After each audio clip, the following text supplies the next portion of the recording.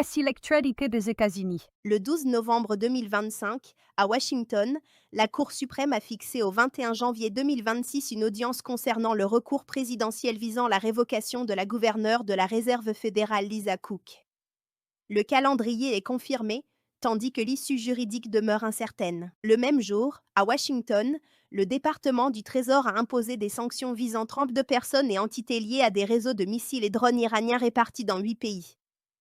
Le communiqué précise que les mesures visent à limiter les flux financiers et matériels associés. Le même jour, à San Antonio, les services migratoires ont indiqué que l'auteur présumé d'une fusillade mortelle dans une entreprise de paysagisme était en situation irrégulière. La police poursuit l'enquête sur le mobile et les armes utilisées. Semaine 12 novembre 2025, à Washington, le Congrès a adopté un texte mettant fin au shutdown fédéral après 43 jours d'arrêt partiel, texte signé par le président dans la soirée.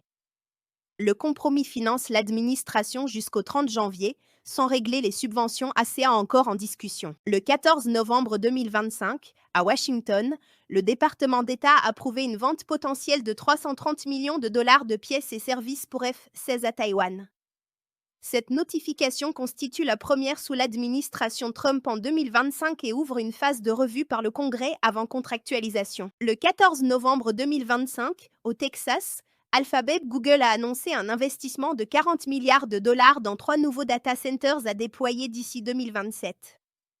Les autorités locales ont relayé l'information en précisant que les implantations exactes seront communiquées ultérieurement. Le 14 novembre 2025, aux États-Unis, Donald Trump a déclaré qu'il demanderait à la procureure générale Pam Bondi, au Department of Justice et au Federal Bureau of Investigation d'examiner les liens de Jeffrey Epstein avec plusieurs personnalités et institutions, dont Bill Clinton, Larry Summers, Reid Hoffman et Juppé Mordanchis. Le même 14 novembre 2025, à Washington, cette prise de position est intervenue au lendemain de la publication par une commission de la Chambre des représentants de documents et d'emails liés à Jeffrey Epstein, comportant des éléments mentionnant plusieurs responsables politiques et dirigeants. Le 15 novembre 2025, aux États-Unis, Pam Bondi a annoncé avoir chargé Jay Clayton, procureur fédéral du district sud de New York, de diriger l'enquête demandée par Donald Trump. Enfin, le 15 novembre 2025, à Washington, le Department of Justice a rappelé qu'une note interne publiée en juillet 2025 indiquait que les enquêteurs n'avaient pas trouvé de preuves crédibles justifiant l'ouverture d'une enquête formelle visant des tiers non inculpés dans l'affaire Epstein.